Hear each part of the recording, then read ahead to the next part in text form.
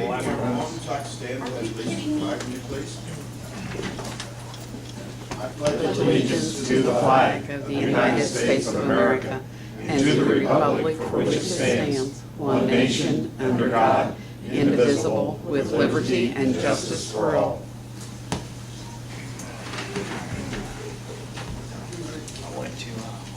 Today is Monday, June 1st, 2015. The time is 5 p.m. and the meeting of the Greensburg Board of Works is called to order. This time, please silence the electronic devices. Roll call, please. Bridget? Jamie. Here. Bob. Here. Linda. Here. Steve. Here. Gary. Here. To approve the minutes of the May 4th meeting, and have you seen any additions or corrections? If not, entertain a motion to accept them as you received them. Linda made the motion. Second. Second by Steve. All those in favor say aye. Aye. Opposed, same sign. Motion passes unanimously. Under old business, Chief Bridges.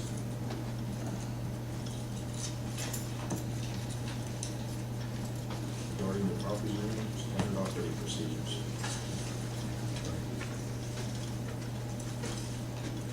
Last month, I came in front of you guys with the new SOP update for the evidence control room. And in that, I was asked to make an addition to that, which would be a semi-annual inventory of the property room. And so that has also been added on page 3 underneath the letter E, numbers 3.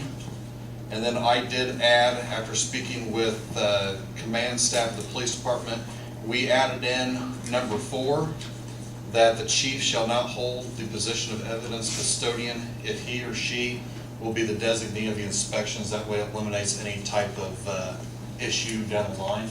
So as long as if the chief is not, or would not have anything to do with the evidence room other than the semi-annual audit. So that was the only 2 additions to that, and then the others of the counting of the money. So The only question I had when I looked at it was, it doesn't really address the camera system. And I don't know if there's a way we could put something in here, if the camera system's not working right, then maybe we don't allow any access to the evidence room. Or something like that, I don't know, but I think there's nothing in here about the camera system, and maybe it doesn't need to be in here, but I just think we don't want to lose sight of that and allow the camera system to go down again. It's pretty important, so that's my only thought process when I was reading through this, that I think we missed. Correct me if I'm wrong, Chief, there is a camera system there now, but if it was to go down, they should be able to tell in dispatch when that video system does go down. There should be an alert, like on the screen, it should go black or whatnot, but I mean, there should be some type of warning. what procedure would we have? We would immediately contact the IT person who would come in, or we would contact the camera company direct. So would you close access down to that room at that time? Yes. But that's not in here, right? So if we could put in here that if the camera system does go down, that room is off limits to everyone until the system is up and going again. Or maybe at least one person would be allowed to go in the room by themselves, or something, or something like that. There's some kind of check and balance, because I don't know, if the system goes down, it's gonna be a week or a month waiting on a part, then maybe that's not feasible, but at the same time, then there ought to be a backup system that says, right, if the camera system's not working, then nobody can be in the evidence room alone, they have to be supervised. I don't know, just a thought, I'm just thinking out loud. No, you're fine. What we're trying to do is make sure no one is in any kind of trouble in the future. Correct.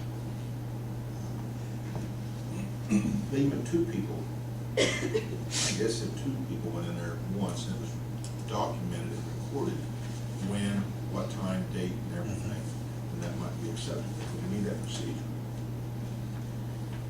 So, what I would suggest is if that's your backup procedure, which I think is a good suggestion of a backup procedure, is that no one can enter the room individually.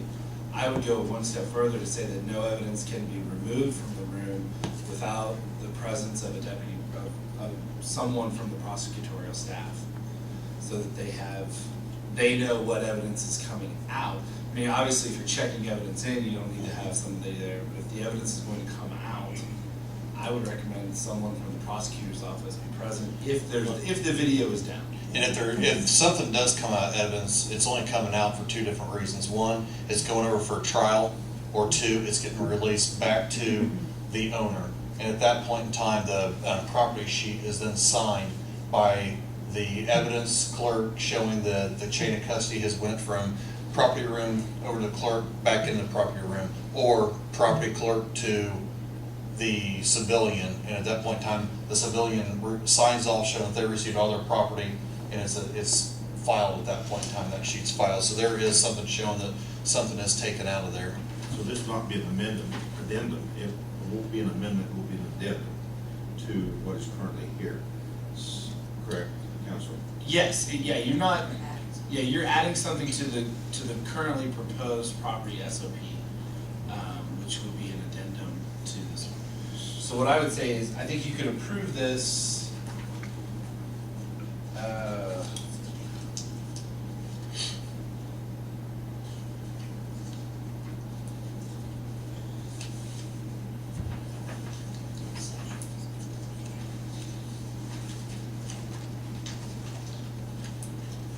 What I would say is you can approve this as is, and then just simply add a section H that addresses, As the camera systems go yeah, up. camera system malfunction or inoperable. Would you like to word that so we can make a motion on it, and then we can, from a recording, we can also go ahead and add that as added to this and pass this tonight? I think you could. My guess is the chief's gonna wanna have an opportunity to write that provision. And I assume these guys are gonna wanna see it. Well, that's what I'm saying, if you state it as we need it written, and we vote on it, that's the way it will be put into the SOPs. Well, I mean, you're talking about a pretty significant motion. I would recommend against that. I know that we're eager to pass it, but my recommendation would be that you pass it as is, with the provisions as is, and the understanding that an additional item H addressing the camera inoperability will be proposed to the. And then next month, we go ahead and approve section 8. Right, yes. Right, I would, my recommendation would be that you pass it as is, with the understanding on the record that it would be, that an addendum of subsection H will be made and proposed by the chief after he's had an opportunity to draft it. For next month's meeting. Yes. I'll make the motion. Jimmy makes the motion, Steve seconds it. Any further discussion? Hearing none, all those in favor, say aye. Aye. Nays, against. Motion passes unanimously. Thank you, we'll be looking at it again next month.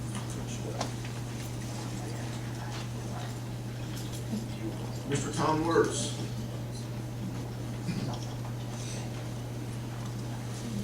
Good evening. Good evening, sir.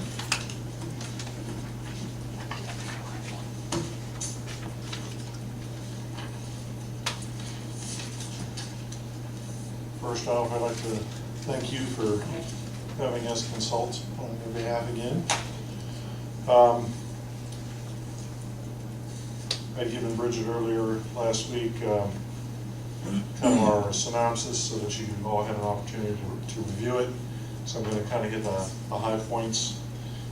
Basically, we're reviewing the property casualty proposals that were presented to the city. And what we did is we went through the Selective Insurance Company and Gladfeldner for the two proposals that we got. We went through those.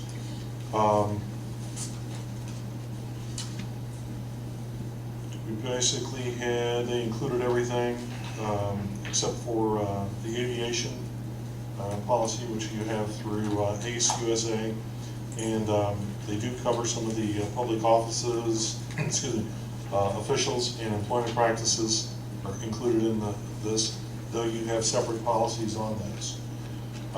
One of the things that we're going to tell you a little bit later is that you may want to get with whichever broker because of some of these benefits. You see some of the coverages under the public officials and the employment practices liability. There's some overlap, so you may or may not need the additional policy. We didn't have a copy of that to compare. But in selection, in the selective versus Gladfeldner, as far as ratings, selective and its American alternative or is basically the Gladfeldner carrier, and they're both A+ rated by AM Best. So with the continued volatility of the market, we highly recommend using an A-rated carrier, and both of these are. So they both have financial stability. As far as coverages, generally both policies are covering property and liability, with the exception of the aviation, which I just previously mentioned. Property coverage is generally provided in a blanket coverage. And it's an agreed value of both real estate and tangible property. Selective has come up with a blanket total of about 42.5 million, excluding inland marine limit, though the Gladfeldner is approximately 49 million.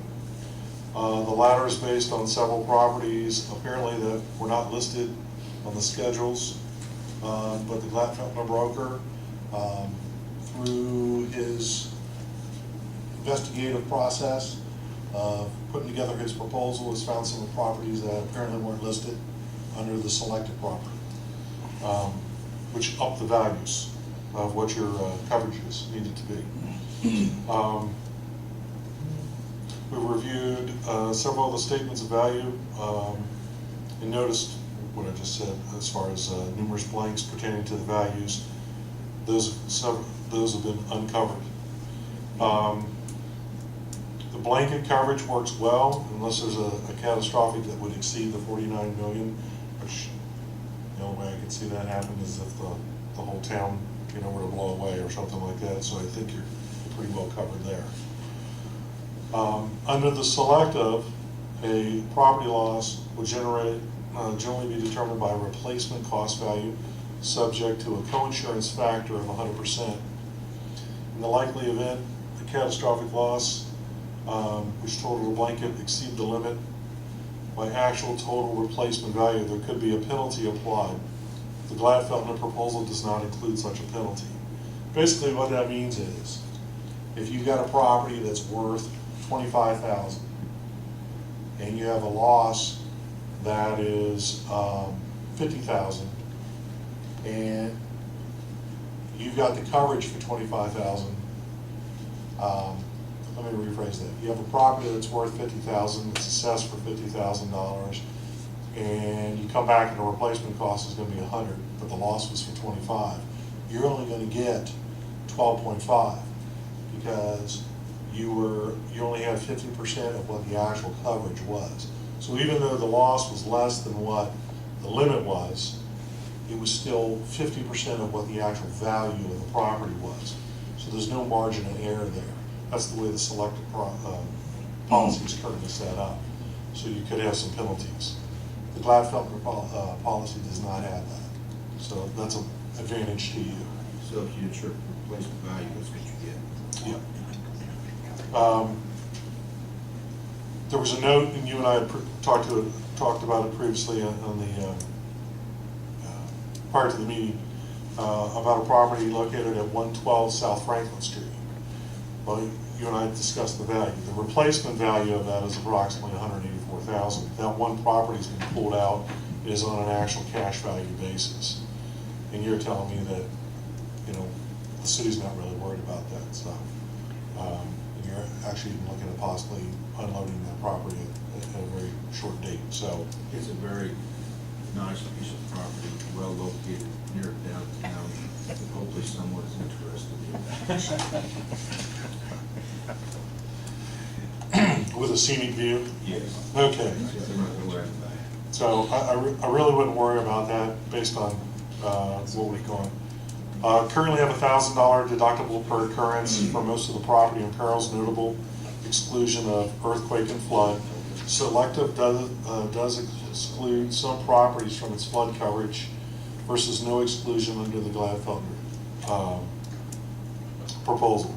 General liability, basically coverages include proposed, in the proposal, include the deductibles as indicated. We're kind of suggesting that you increase the medical payments. You currently don't have any. The Gladfelter does. It has about $10,000.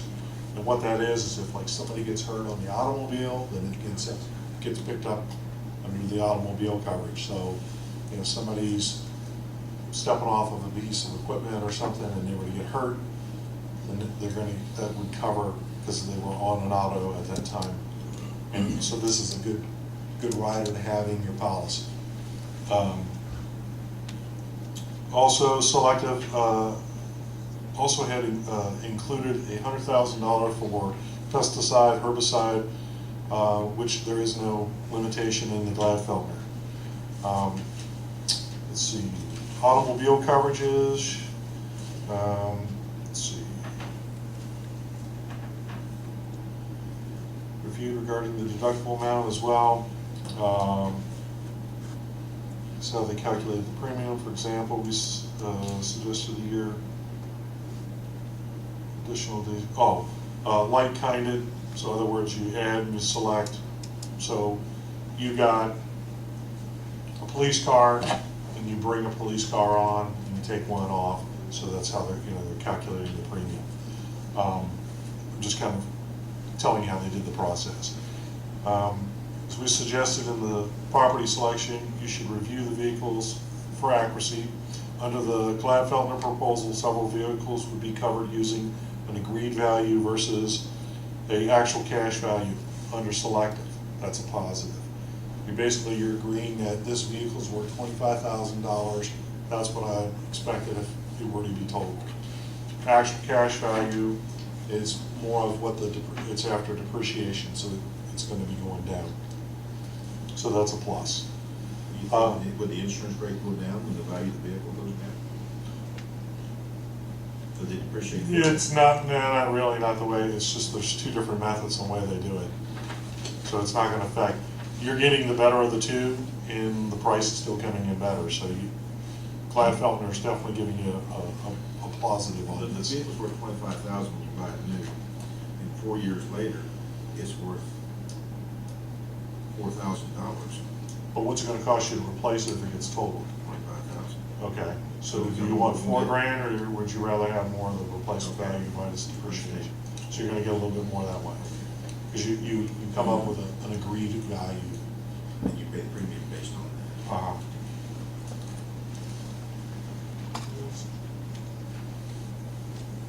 Both Selective and Gladfelter offered up deductibles of $250, $500, which is your current amount. The Gladfelter auto premium will increase, in other words, the overall cost, if you go with the $250, $500 versus they had actually quoted a $500. So it's a premium savings of $312.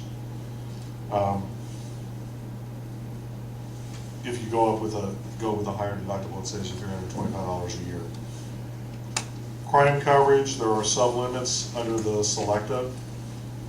And they're not under the Gladfelter. The umbrella also has some sub-limits under the Selective.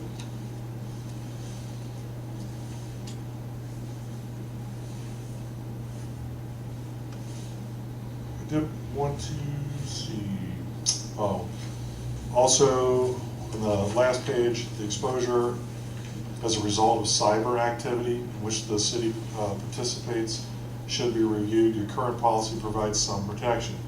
It does not cover third-party liability, and that is perhaps an area most exposed. It's like where you're transferring data back and forth. If something were to happen, do you have liability? And it is not covered under third-party under your current selective. The Gladfelter proposal includes cyber liability, third-party for a limit of $1 million. So if you're transferring something or you're doing business with, whether it be, let's say, your payroll company, and let's say they get hacked, or that's your data, so you're still responsible, even though it's a third party, or you transfer it through a third party to get to your payroll you currently don't have, that's an exposure you have. Gladfelter will pick that up to $1 million. So that's where, if that were to occur, you got to notify everybody, and anyhow, that's a plus. I think it's a major plus. Employment practices, I had mentioned earlier, in part, both Selective and Gladfelter cover this. You currently have a standalone through XL policy, or XL.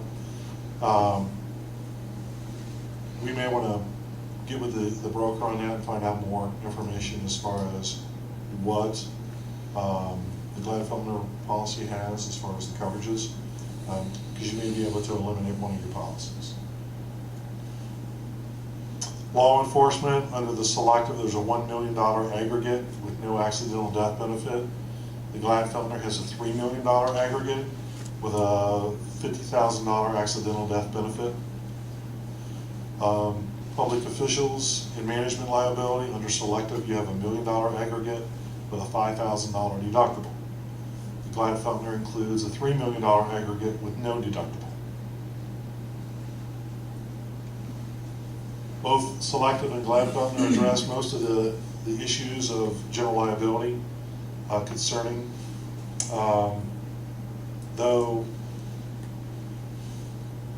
the highlights, or the parts that I've highlighted, definitely show that there are some areas that the Gladfelter provide superior coverage to the current Selective policy. Also, the Gladfelter premium is approximately $11,000 less than the Selective. And with the exceptions not herein, higher limits and sub-limits in some areas.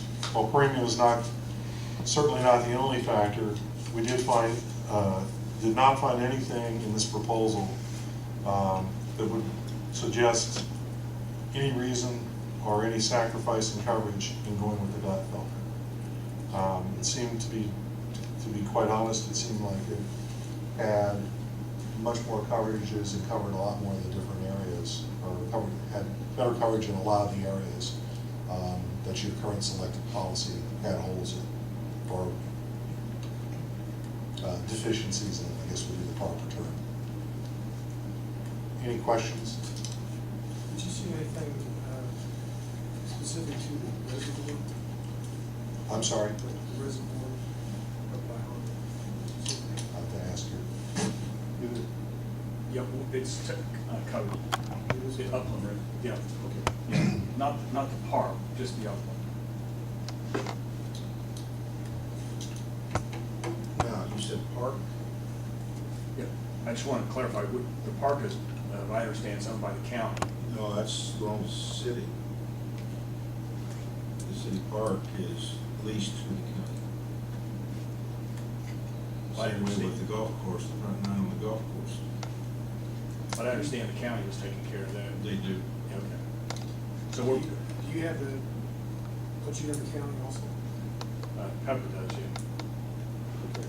You know if that is it covered? I did not ask them. The reason why I say it's covered by the county is because there were some emails going back and forth with DNR that showed that the county was responsible for it. So that's why I never, I mean, this is ancient, 10 years ago. We want to be real sure of that. Okay. I will confirm that. Same way probably with the golf course. Well, the lease agreement between the golf course and the city, there is a lease agreement, and in that, know, again, I didn't talk to Pepper about all that stuff, nor did I talk to the golf course, but the way I read the lease was that they provided the insurance for the golf course and providing the insurance listed the city as additional insured and held them harmless. So the city's insurance wouldn't respond to that because the golf course would provide the insurance. The in that golf course case. has its own insurance. Yes. Hopefully the park does too. I'm sorry? Hopefully the park does too.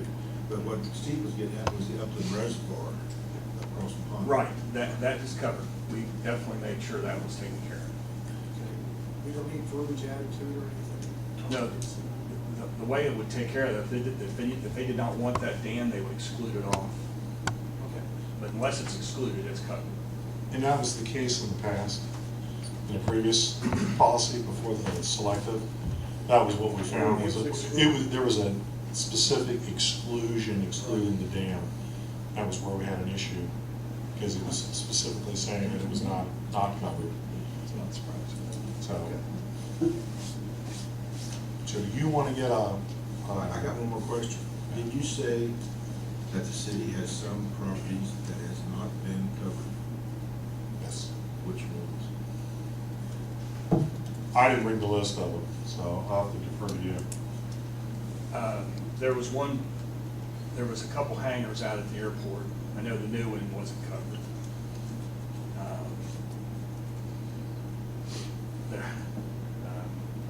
There was one water plant that wasn't covered. I couldn't find it. I'm not saying it wasn't covered, but I couldn't find it on the policy. Rick or Donna, do you have any questions? I would have to see which plant it was or whatever. It was the groundwater plant, it was the new one. The new one wasn't covered. Actually, you couldn't find it. Well, my plan would be to do is go back to each department and start from ground up. I got most of that done, but there's a few things I didn't get done. So board, Bob? Gary, did you say something about paying insurance for the airport? I was in your office today. Yeah, their airport is self-sufficient, and it's up to them to pay out of this, their portion. He called me. I let me know that it's probably wouldn't cover the blanket. Anything else, board? As far as Any actually. questions?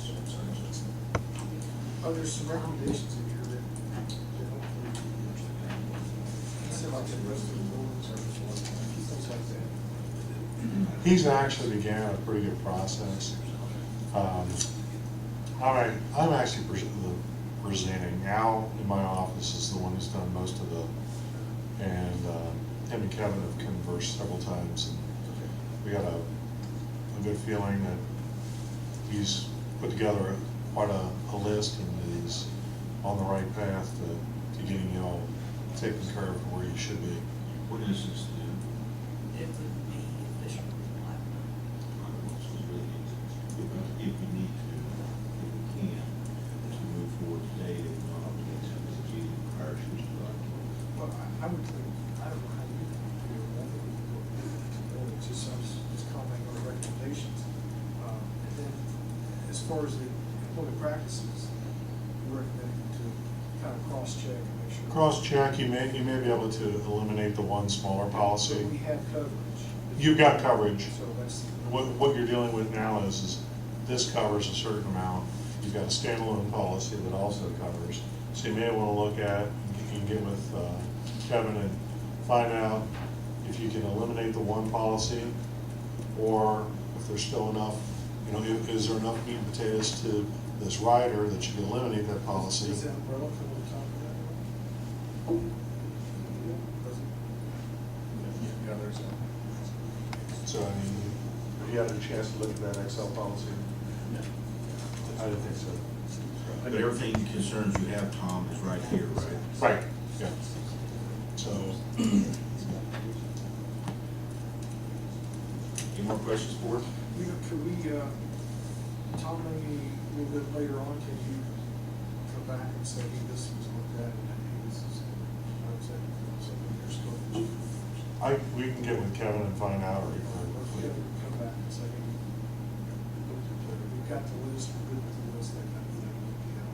You mean, That actually, I think Kevin would probably be the one to get back with you on that. He's gonna probably get with, like you said, various department heads and that, just to kind of clean up your list and make sure it's all complete. I only got a couple department heads to give Kevin. So, Then I would entertain a motion to move forward and accept the policy that Gladfelter has proposed. Question, how's this compare to where we're at from last year? price Maybe wise, 11,000? about $11,000 less Than last year. than last year. And more coverage. Right. I thought it's 11,000 from last year, 11,000 from the quote that we got from somebody. The same. 11,000 is what we're currently paying, correct? There was an increase on selected, but we didn't receive one from platform to make a comparison. But for the increases that selected shows, I'm just versus comparing the, what we paid last year to what we paid. I didn't bring that with me. Oh, I think, Yeah. We had it initially, we looked at it that night, that looked at it. hush life since then, so.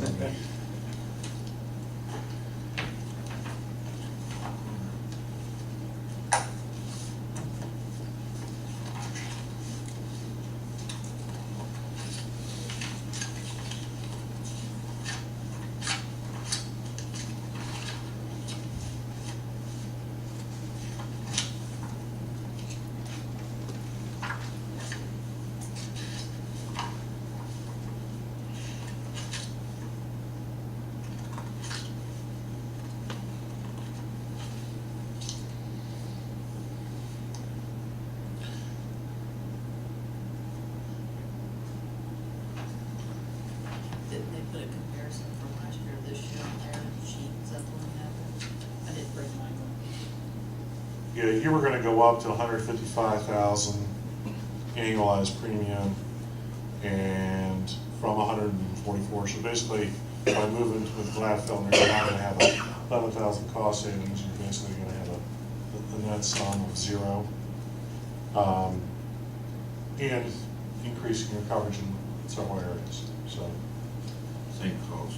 Yeah. Same cost as last year. We're, like I said, we're moving down to last year, premiums that have had 3 to 10%. Okay.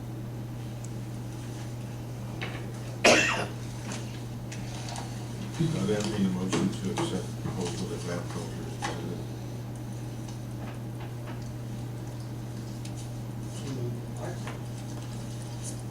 Bob made the motion. Second, you made the motion, Bob made the motion, Jamie seconded, okay. Any further discussion, board? Hearing none, all those in favor say aye. Aye. Opposed, same sign. Motion passed unanimously. Thank you. Now we'll go on to new business, which is Mr. Tom Weartz, recommendations from the Health Insurance Committee. Hi. Good seeing you again. The insurance committee met in May and made several recommendations after kind of reviewing some of the changes that we had made and some of the results of those changes. I'll try and keep it brief.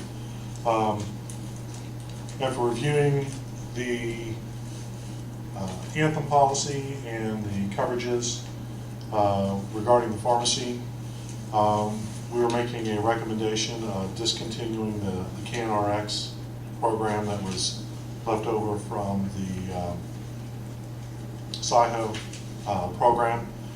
Basically, what they have is several of those would be covered under the Anthem program and would be a part of either the, some of them are over the counter drugs that we shouldn't be paying for in the first place, or they're part of the step therapy programs. In other words, where we're trying to get employees to take less expensive type of drugs.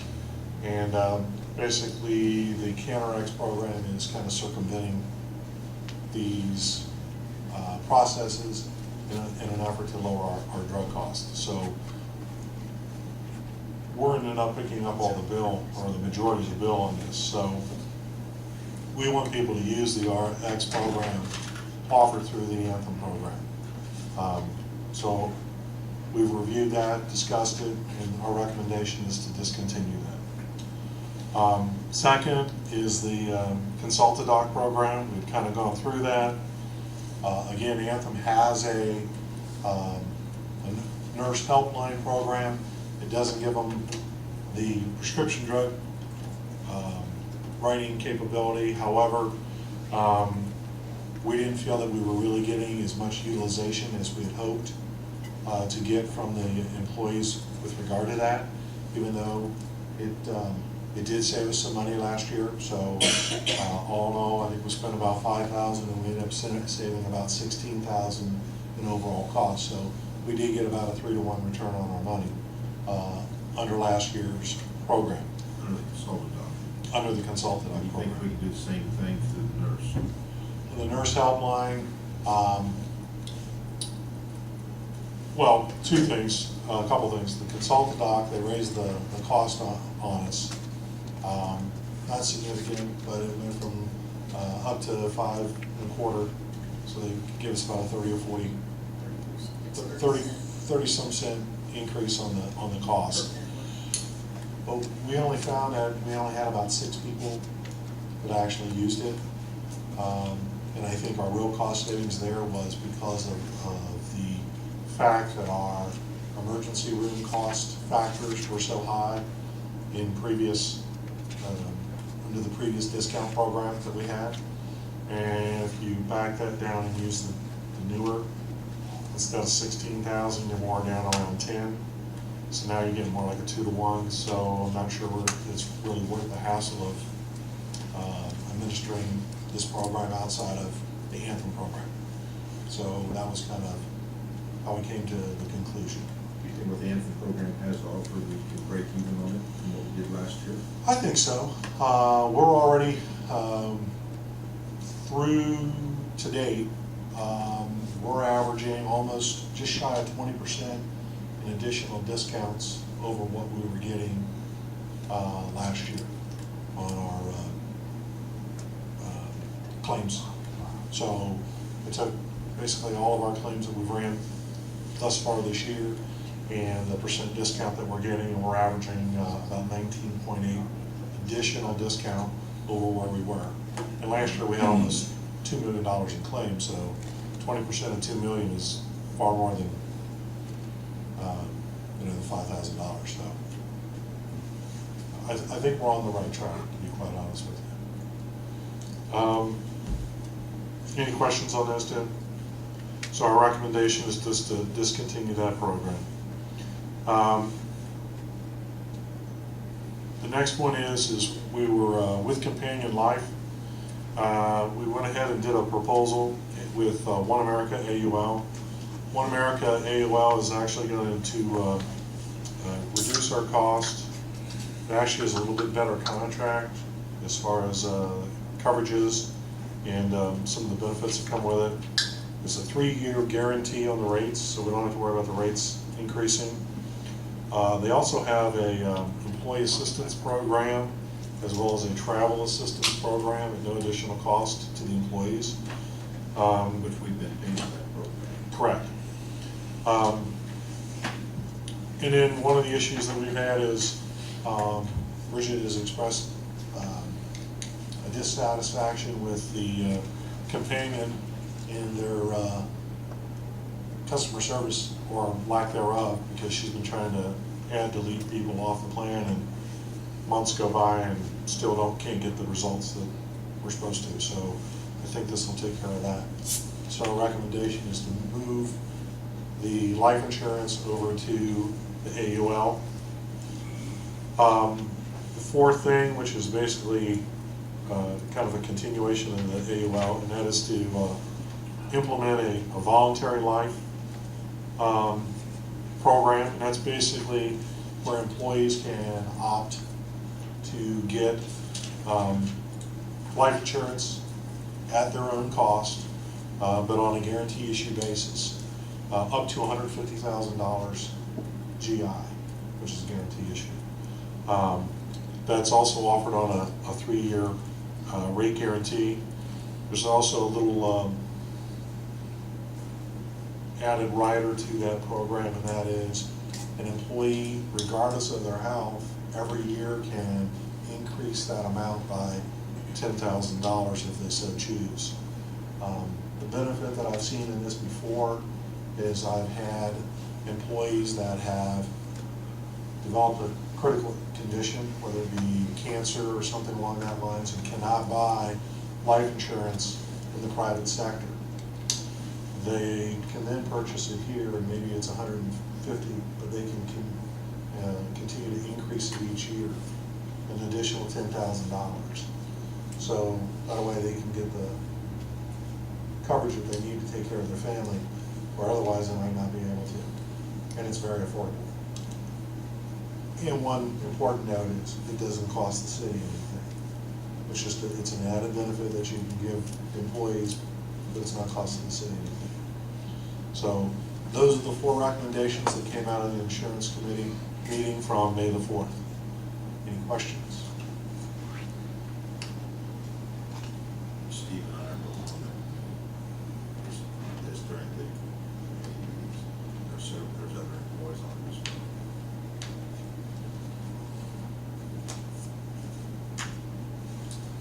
Questions? So we need a motion, I guess, to go ahead with this. Except for I'm going to take a motion to accept the recommendations to make these changes to the current policy. Makes the motion, Bob King seconds it. Any further discussion?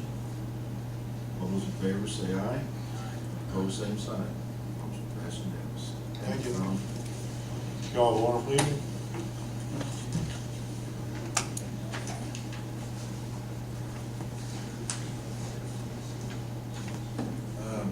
Next is, we got some people here from the Decatur County Library. Hi, I'm Jill Pratt. Oh, sorry. I'm a children's librarian at the Greensburg Library, and we want to do a program, a family program on Wednesday, June the 10th, and we would like to close a little piece of Washington Street back behind the library. I do have I'll move it up.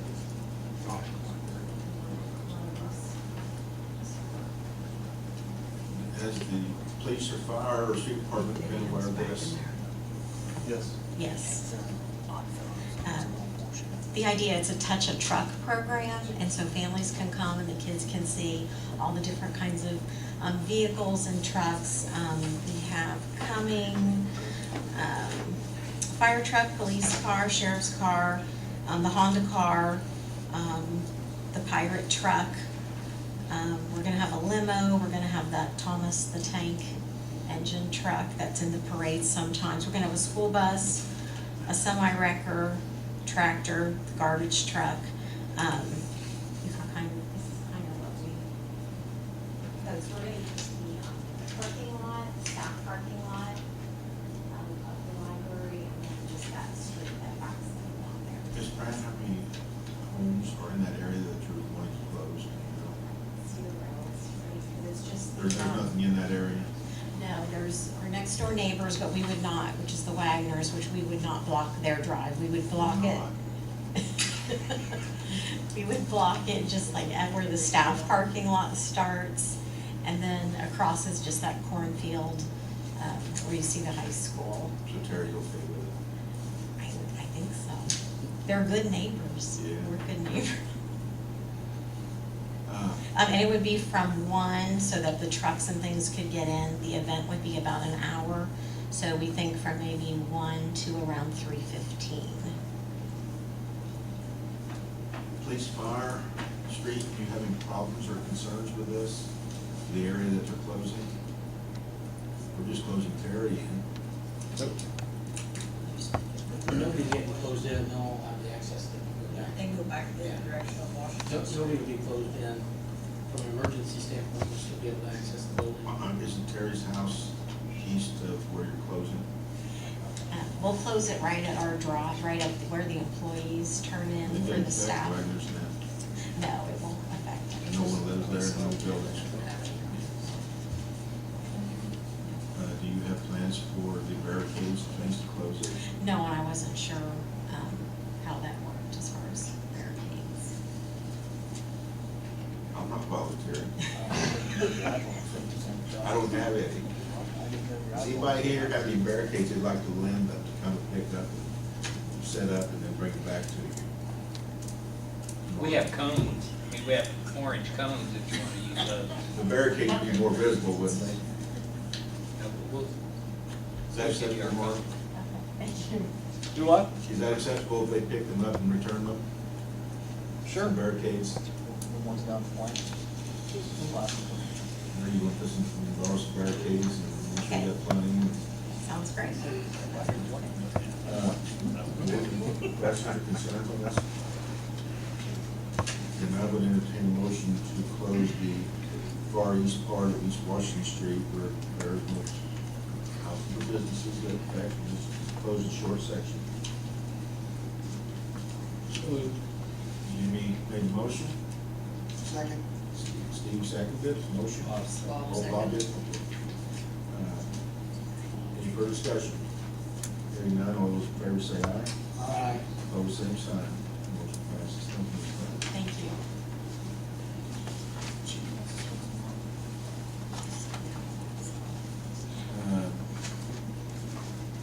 Chief Bridges.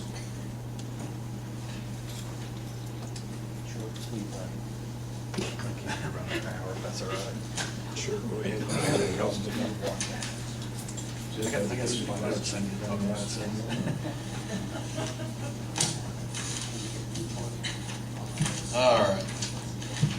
First order is the general order for ballistic vest, and I believe you all have the special order in front of you, Leslie? Okay. Through our, this is not an SOP, this is just a general order, which by our SOP book states that any general order that we want to put in place, we have to have that approved by the Board of Works. So the reasoning for this general order is we will be applying again for ballistic vests for the police department. We rotate those out, I believe, every 5 years. And in order to receive grant money from the federal government, we have to have something put into place stating that we will be wearing, road officers will be wearing vests at all times when they're in their tour of duty. And administration and detectives do not have to wear their vests at all times, but they have to have them readily available, which they are always readily available when they get called out to a scene to assist. So the only thing I'm asking tonight is that this general order is approved so we can continue on with the funding of ballistic vests.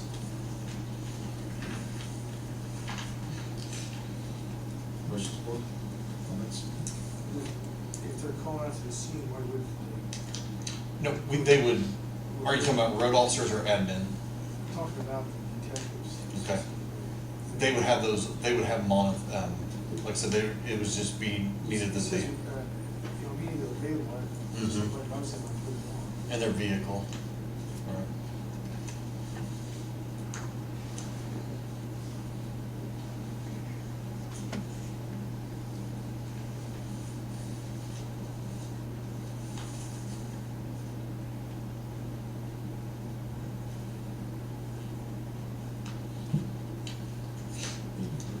Questions, comments?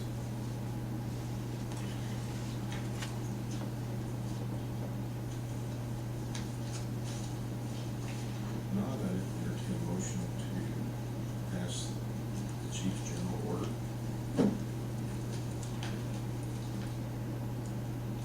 I'll make a motion. Steve makes the motion, Linda seconds it. Any further discussion? All those in favor, say aye. Opposed, same sign. Motion passes.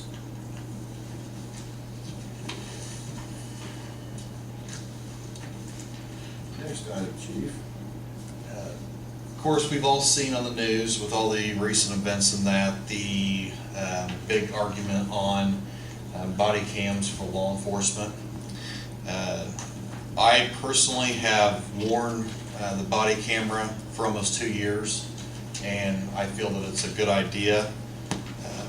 The officers do carry them not for just the accountability purposes, but for court cases and other matters.